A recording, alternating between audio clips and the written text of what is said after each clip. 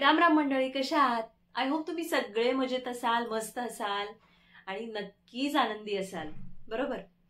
तुम्ही मागचे माझे सगळे टॉपिक पाहिलेच असेल. तुम्हाला थोडंफार हेल्थ इन्शुरन्स बद्दल थोडीफार माहिती माझ्या चॅनलद्वारे मिळत असेल. त्याबद्दल मला खूप छान वाटतंय, कारण बऱ्याच ठिकाणी असं होतं हिंदी भाषामध्ये किंवा इंग्लिशमध्ये बरीचशी इन्फॉर्मेशन असते, पण मराठी भाषेमध्ये तुम्हाला थोडेफारच व्हिडिओ मिळतील. बरोबर ना? म्हणून तर तुमच्यासाठी खास मी व्हिडिओ बनवते.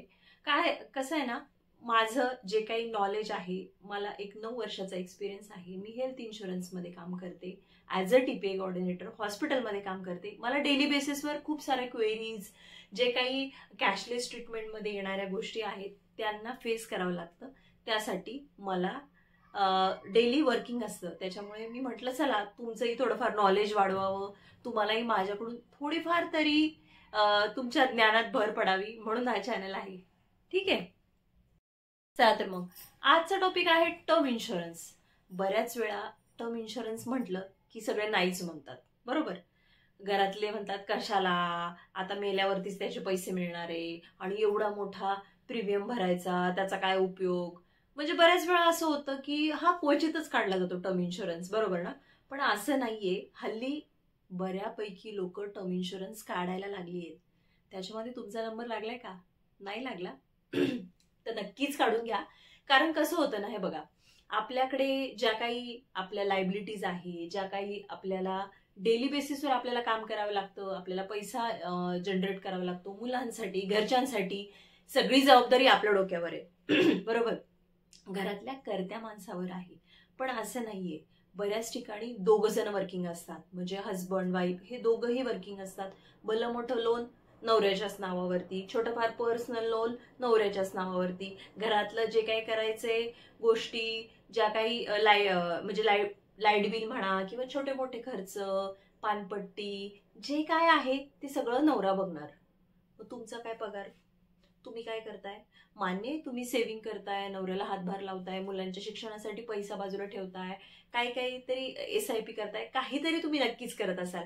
तुम्ही जॉब करताय म्हणलं तुम्हाला थोडंफार नॉलेज असणारच. बरोबर.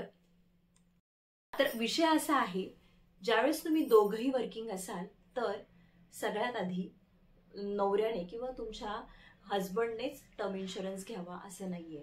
आता बऱ्याचशा कंपन्या टर्म इन्शुरन्स महिलांच्या नावाने देत आहे. महिलांनाही प्रोटेक्शनची गरज आहे आणि तुम्ही तुमच्या ऑफिसमध्ये किंवा तुम्हाला एक चांगला प्लॅन जर भेटत असेल तर तुम्ही नक्की घ्या.